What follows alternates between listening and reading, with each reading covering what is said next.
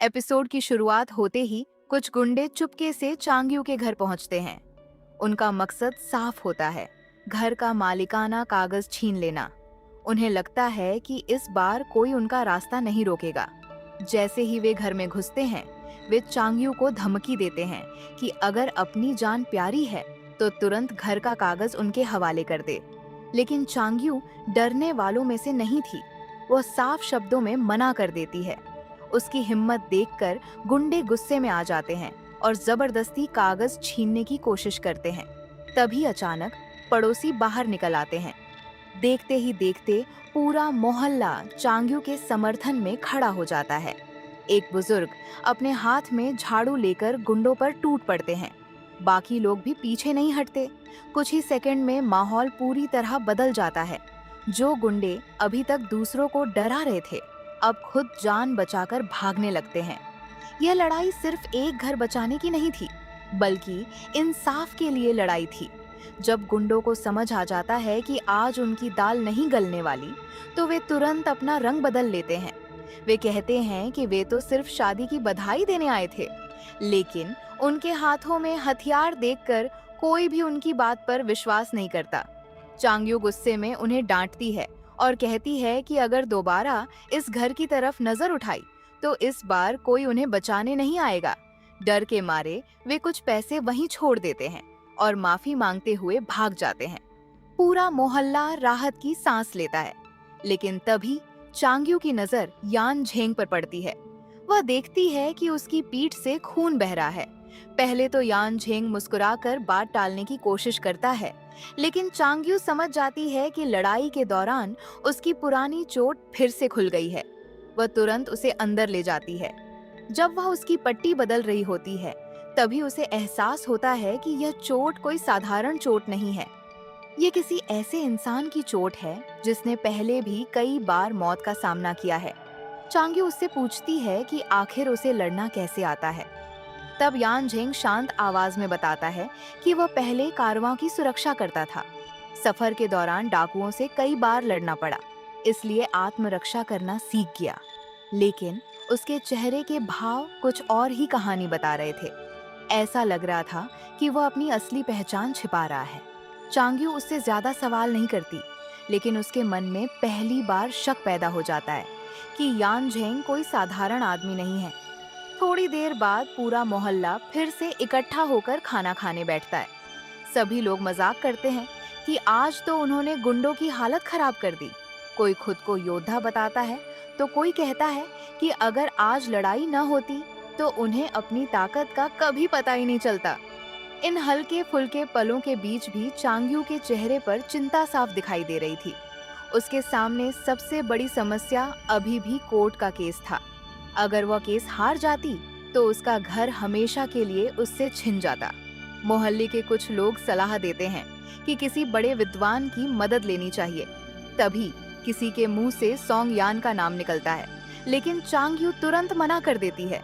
वह साफ कहती है कि चाहे कुछ भी हो जाए, वो उस इंसान से कभी मदद नहीं मांगेगी जिसने मुश्किल समय में उसका साथ छोड़ दिया था।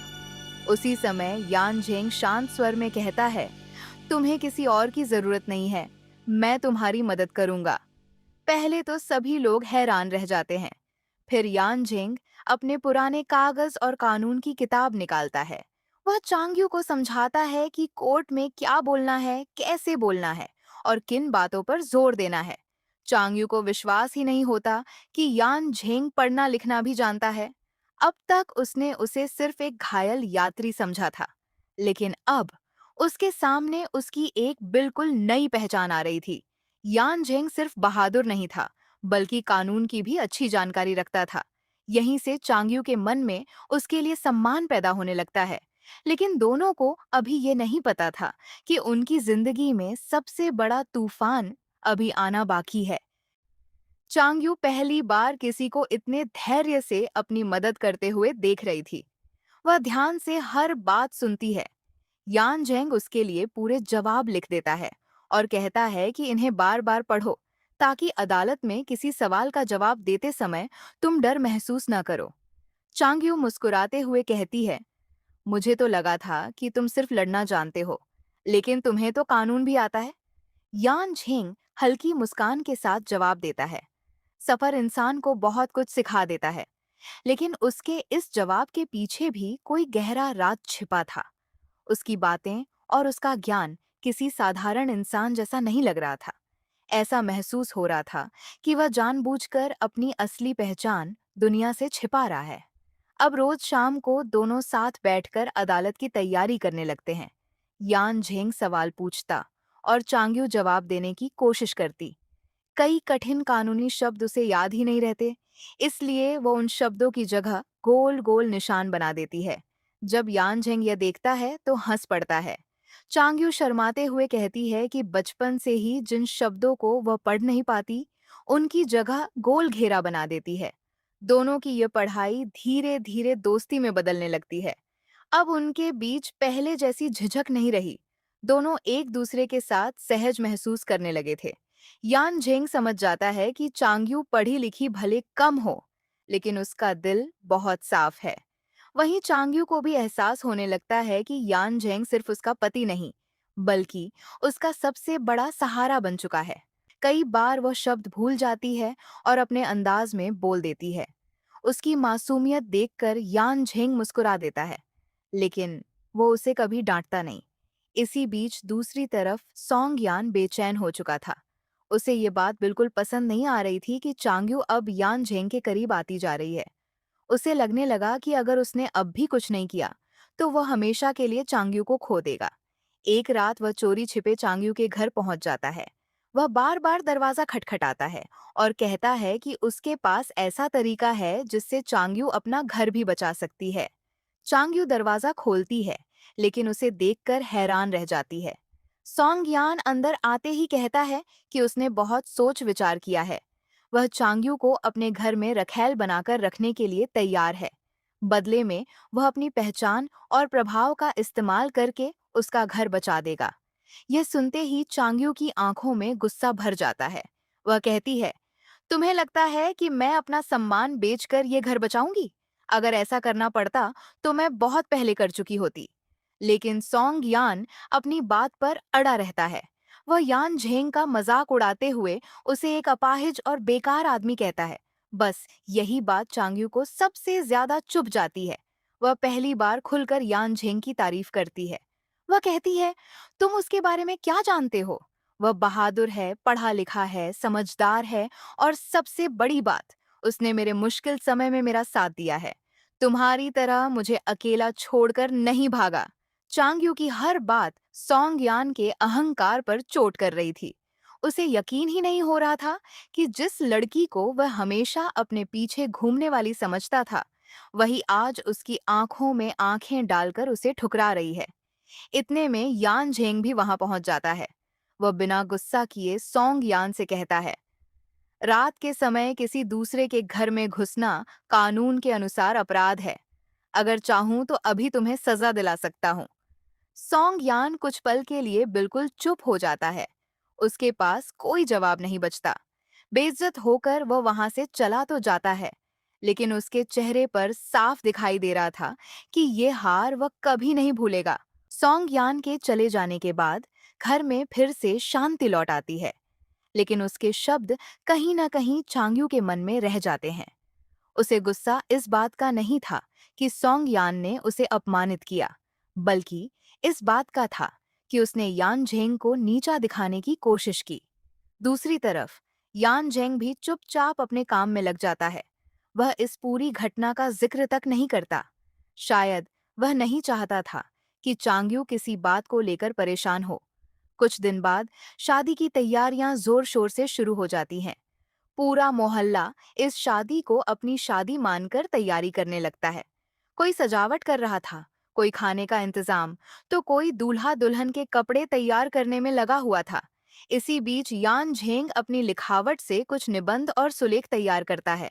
जब वे बाजार में बिकते हैं तो उनके बदले अच्छी खासी चांदी मिलती है। यह देखकर सब लोग हैरान रह जाते हैं। जिस आदमी को लोग एक गरीब और घायल शरणार्थी समझ रहे थे, वही अपनी कला से पूरे परिवार के कई सालों का खर्च निकाल देता है। यान झेंग फिर भी किसी से अपनी तारीफ नहीं करवाता। वह मिस्टर झाओ से सिर्फ इतना कहता है कि इस बात को फिलहाल किसी से न बताए। वह नहीं चाहता था कि लोग उसके बारे में ज्यादा सवाल पूछें। उधर चांग्यू के लिए पड़ोस की महिलाएं अपने हाथों से शादी का जोड़ा तैयार करती है। जब वह पहली बार उस जोड़े को देखती है तो उसकी आंखें खुशी से भर जाती हैं। उसने कभी नहीं सोचा था कि उसकी शादी इतने प्यार और अपनापन के बीच होगी। मिसेस झाओ उसे मजाक में बताती हैं कि दुल्हन के कपड़ों की असली खूबसूरती तो सुहागरात में दूल्हे के लिए होती है। ये सुनते ही चांग्यू शर्म से लाल हो जाती है और वहां मौजूद सभी लोग हंस पड़ते हैं। दोनों कई बार एक दूसरे के सामने आते हैं, लेकिन नजरें मिलते ही नजरें झुका लेते हैं। उनके बीच अब शब्दों से ज्यादा खामोशियां बातें करने लगी थीं। आखिरकार शादी का दिन आ जाता है। पूरा मोहल्ला खुशियों से भर जाता है। हर तरफ सजावट, हंसी और उत्साह का माहौल था। लेकिन जहां खुशी होती है, वहां मुसीबत भी रास्ता ढूंढ ही लेती है। शादी के बीच अचानक सॉन्ग यान वहां पहुंच जाता है। सब लोग उसे देखकर हैरान रह जाते हैं। वह एक बार फिर चांग्यू को अपनी रखैल बनने का प्रस्ताव देता है और कहता है कि अभी भी समय है, वह अपना फैसला बदल सकती है। इतना ही नहीं, वह बचपन की एक मिट्टी की गुड़िया निकालकर सबके सामने कहता है कि यह चांग्यू के प्यार की निशानी है। उसकी बात सुनकर आसपास खड़े लोग भी एक पल के लिए चुप हो जाते हैं। लेकिन चांग्यू तुरंत जवाब देती है कि वह गुड़िया सिर्फ बचपन का खिलौना थी, कोई प्रेम का प्रतीक नहीं। सॉन्ग यान फिर भी अपनी बात साबित करने की कोशिश करता है। तभी यान झेंग आगे बढ़ता है। वह बिना गुस्सा किए चांग्यू का हाथ पकड़ लेता है और मुस्कुरा कर कहता है, अगर यह तुम्हारा तोहफा है तो हम इसे स्वीकार कर लेते हैं। यह सुनते ही सॉन्ग यान खुश हो जाता है, लेकिन अगले ही पल उसे समझ आता है कि यान झेंग ने गुड़िया नहीं, बल्कि चांग्यू का हाथ थामा है। पूरा माहौल हंसी से गूंज उठता है। सॉन्ग यान की सारी चाल उसी पर उलटी पड़ जाती है। यान झेंग फिर सबके सामने कहता है कि उसे चांग्यू पर पूरा विश्वास है और किसी पुराने खिलौने या अफवाह से उनके रिश्ते पर कोई फर्क नहीं पड़ सकता। अब सॉन्ग यान का गुस्सा सातवें आसमान पर पहुंच जाता है। वह धमकी देता है कि जिस दिन वह शाही परीक्षा में पहला स्थान हासिल करेगा, उस दिन वह इन दोनों से बदला जरूर लेगा। लेकिन इस बार किसी को उसकी बातों से डर नहीं लगता। वह गुस्से में वहां से चला जाता है। अब शादी की सभी रस्में शुरू होती हैं। दोनों अपने पूर्वजों को प्रणाम करते हैं, एक दूसरे के साथ जीवन भर सुख दुख में साथ निभाने की कसम खाते हैं और विवाह की सभी रस्में पूरी करते हैं। इसके बाद एक ऐसी रस्म आती है जिसमें कहा जाता है कि घर जमाई बनने के बाद यान झेंग को अपना उपनाम बदलना होगा। लेकिन तभी चांग्यू सबके सामने कहती है कि इसकी कोई जरूरत नहीं है। वह चाहती है कि यान झेंग अपनी पहचान और अपना नाम कभी न छोड़े। यान झेंग भी मुस्कुराते हुए कहता है कि भविष्य में अगर उनके बच्चे होंगे तो कुछ बच्चे माँ का नाम रखेंगे और कुछ पिता का। यह सुनकर वहां मौजूद सभी लोग उनकी सोच की तारीफ करने लगते हैं। शादी के बाद सभी मेहमान दोनों को आशीर्वाद देते हैं। मिस्टर वांग भी आते हैं और चांग्यू को खुशहाल जीवन का आशीर्वाद देते हैं। धीरे धीरे सभी मेहमान विदा हो जाते हैं। अब घर में सिर्फ चांग्यू और यान झेंग रह जाते हैं। चांग्यू आदत के मुताबिक बर्तन धोने जाने लगती है, लेकिन पड़ोस की महिलाएं उसे रोक देती हैं और हंसते हुए कहती हैं कि आज का दिन काम करने का नहीं, अपनी नई जिंदगी की शुरुआत करने का है। शर्माती हुई चांग्यू अपने कमरे की ओर बढ़ती है। कमरे में पहुंचकर दोनों कुछ पल तक चुप रहते हैं।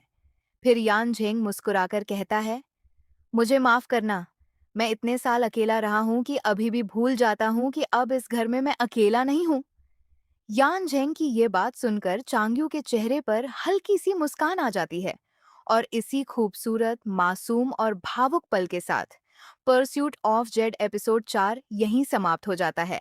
अगर आपको ये एक्सप्लेनेशन पसंद आई हो तो वीडियो को लाइक करें, चैनल को सब्सक्राइब करें और अगले एपिसोड की एक्सप्लेनेशन मिस मत कीजिए।